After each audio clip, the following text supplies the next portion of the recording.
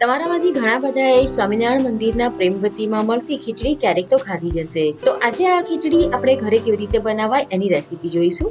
આ ખીચડી બનાવતી વખતે એમાં એક સ્પેશિયલ મસાલો ઉમેરવામાં આવે છે, જેના કારણે ખીચડીનો સ્વાદ ખૂબ જ સરસ લાગે છે. તો ચલો આપણે જોઈએ કે સ્વામિનારાયણ મંદિરના પ્રેમવતીમાં મળતી ખીચડી ઘરે કેવી રીતે બનાવાય. રેસીપી શરૂ કરતા પહેલા જો આજની રેસીપીનો વિડીયો તમને પસંદ આવે તો આ વિડીયોને લાઈક અને શેર કરી કિચન ક્રાફ્ટ ચેનલને જરૂરથી સબસ્ક્રાઇબ કરો. ખીચડી બનાવવા માટે અત્યારે મેં 1 કપ બાસમતી ચોખા લીધા છે. તમે ખીચડી માટેના જે ચોખા આવે છે એ પણ ઉપયોગમાં લઈ શકો. મેઝરમેન્ટ માટે તમે તમારા ઘરમાં રહેલા કોઈ પણ કપ, વાટકી કે બાઉલનો ઉપયોગ કરી શકો. મેં 1 કપ ચોખા લીધા છે, તો એની સામે અડધો કપ તુવેરની દાળ લીધી છે અને અડધો કપ આપણે એની અંદર મગની મોગર દાળ લેવાની છે.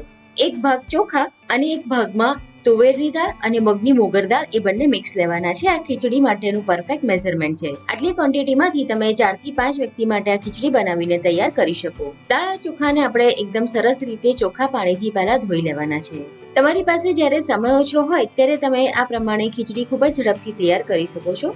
દાળ ચોખાને અત્યારે મેં એકદમ સરસ રીતે 2 થી 3 વાર પાણીથી ધોઈ લીધા છે. હવે આપણે એની અંદર બીજું પાણી નાખી એને સાઈડમાં રહેવા દઈશું અને ત્યાં સુધી આપણે ખીચડી માટેની બીજી તૈયારી કરીશું. દાળ ચોખાને આપણે બહુ વધારે વાર નથી પલાળી રાખવાના, ફક્ત 15 થી 20 મિનિટ માટે પલાળીને રાખવાના છે. ખીચડીમાં નાખવા માટે અત્યારે મેં અડધો કપ જેટલા વટાણા લીધા છે. તમારી પાસે જો તુવેરના દાણા હોય તે પણ નાખી શકો. 2 લીલા મરચાંને મેં આ રીતે ટુકડામાં કટ કરી લીધા છે. અડધું કેપ્સિકમ છે, બટાકા, ગાજર, ટામેટા અને કોબીજ છે, જેને મેં આ રીતે ઝીણી સમારી લીધી છે.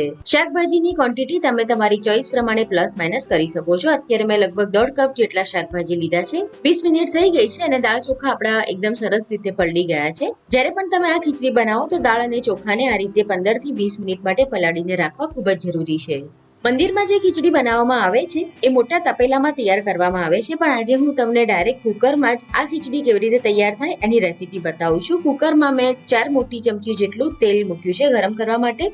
તેલની ક્વોન્ટિટી તમારે જો ઓછી કરવી હોય તો કરી શકો. હવે આપણે એની અંદર શિંગદાણા નાખવાના છે 1/4 કપ જેટલા. શિંગદાણા સંતા એટલે આપણે એની અંદર 1 તમાલપત્ર નાખવાનું છે અને 2 આખા લાલ મરચા નાખવાના છે સૂકા. ચક્રફૂલ નાખીશું. આ તૂટી ગયેલું છે. મેં એક નાની સાઈઝનું ચક્રફૂલ લીધેલું છે, જે બાદિયાન તરીકે પણ ઓળખાય છે. 2 થી 3 નંગ લવિંગ અને 2 થી 3 નંગ મરી લેવાના છે. આખા મસાલાનું જે મેઝરમેન્ટ છે એ અત્યારે મેં જે ચોખા અને દાળની ક્વોન્ટિટી લીધી છે એના પ્રમાણે છે. તમે જો ખીચડીની ક્વોન્ટિટી પ્લસ માઇનસ કરો તો તમારે આ આખા મસાલાનું મેઝરમેન્ટ પણ એ પ્રમાણે પ્લસ માઇનસ કરવાનું. તેલમાં આપણે એને અડધી મિનિટ માટે સાતળવા દઈશું.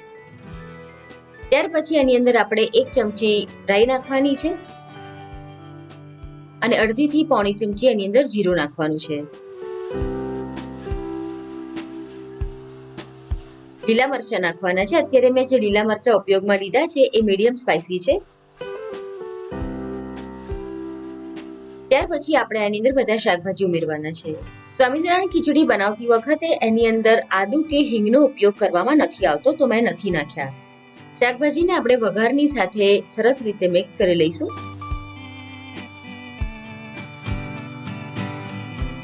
બરાબર મિક્સ થઈ જાય પછી આપણે એની અંદર મસાલા નાખવાના છે. મીઠું નાખીશું આપણે સ્વાદ પ્રમાણે.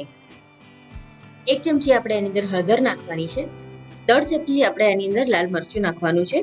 મેં જે લીલા મરચા ઉપયોગમાં લીધા એ મીડિયમ સ્પાઇસી છે. તમે જો તીખા મરચા ઉપયોગમાં લો તો તમારે લાલ મરચાની ક્વોન્ટિટી એ પ્રમાણે લેવાની. તમારે જેટલી તીખાશ જોઈતી હોય એ પ્રમાણે તમારે લાલ મરચું અને લીલું મરચું નાખવાનું છે મિક્સ કરીને. હવે આપણે એની અંદર નાખવાનો છે સંભાર મસાલો. આ સંભાર મસાલો એ આ ખીચડીનું એક સિક્રેટ ઇન્ગ્રેડિયન્ટ છે. મેં અત્યારે 2 ચમચી જેટલો સંભાર મસાલો નાખ્યો છે. આપણે જે ઇડલી ઢોસાની સાથે સાંભાર બનાવીએ છીએ એનો જે મસાલો હોય એનો ઉપયોગ આ ખીચડી બનાવતી વખતે કરવામાં આવે છે. હવે બધા મસાલાને આપણે સરસ રીતે મિક્સ કરી લઈશું. મંદિરમાં મોટા તપેલાની અંદર આ પ્રમાણે ખીચડી તૈયાર કરવામાં આવે છે, પણ આજે આપણે એને ડાયરેક્ટ ઘરે કુકરમાં જ બનાવીશું. બરાબર મિક્સ થઈ જાય પછી આપણે અંદર દાળ ચોખા ઉમેરવાના છે. દાળ ચોખા આપણે જે પાણીમાં પલાળ્યા હતા એ પાણી આપણે કાઢી નાખવાનું છે. દાળ ચોખાને આપણે શાકભાજી અને મસાલાની સાથે પહેલા મિક્સ કરી લઈશું અને ત્યાર પછી એની અંદર પાણી ઉમેરીશું.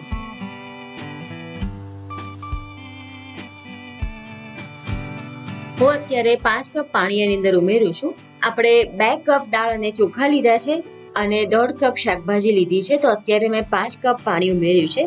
તમારે જો એકદમ ઢીલી ખીચડી જોઈતી હોય તો તમારે 6 કપ પાણીની ક્વોન્ટિટી લેવાની. મેં અત્યારે 5 કપ લીધું છે. બરાબર મિક્સ કરવાનું છે.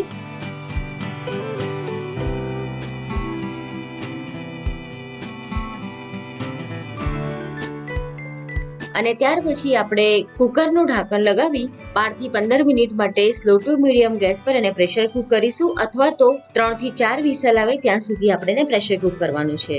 3 થી 4 વિસલ થઈ જાય પછી આપણે ગેસ બંધ કરી દેવાનો છે અને કુકરને એની જાતે ઠંડુ થવા દેવાનું છે. કુકર એની જાતે ઠંડુ થાય પછી જ આપણે એને ખોલવાનું છે. આ રીતે કુકર ઠંડુ થાય પછી ખોલવામાં આવે તો ખીચડી એકદમ સરસ સિજાઈને તૈયાર થાય છે અને સ્વાદમાંય વધારે સારી લાગે છે. આ રીતે ખીચડી તૈયાર થઈ જાય પછી આપણે એની ઉપર ઘી નાખવાનું છે. ઘી નાખવું ઓપ્શનલ છે, પણ ઘી નાખવાથી ખીચડીનો સ્વાદ ખૂબ જ સરસ આવે છે. ઘી નાખ્યા પછી આપણે એને મિક્સ કરી લઈશું.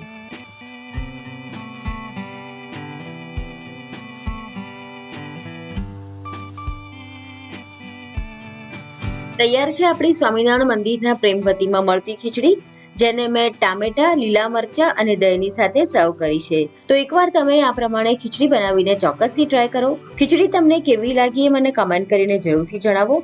આવી નવી રેસીપી જોવા માટે તમે મને મારા સોશિયલ મીડિયા પર ફોલો કરી શકો, મારા ફેસબુકના પેજને લાઈક કરી શકો. ત્યાંથી પણ તમને દરેક નવા વિડીયો વિશેની માહિતી મળતી રહેશે. જો આજની રેસીપીનો વિડીયો તમને પસંદ આવ્યો હોય તો કિચન ક્રાફ્ટ ચેનલને સબસ્ક્રાઇબ જરૂરથી કરો અને આ વિડીયોને તમારા ફ્રેન્ડ્સ અને ફેમિલીની સાથે પણ જરૂરથી શેર કરો. તો ફરીથી મળીશું આપણે આવી જ એક નવી રેસીપીની સાથે.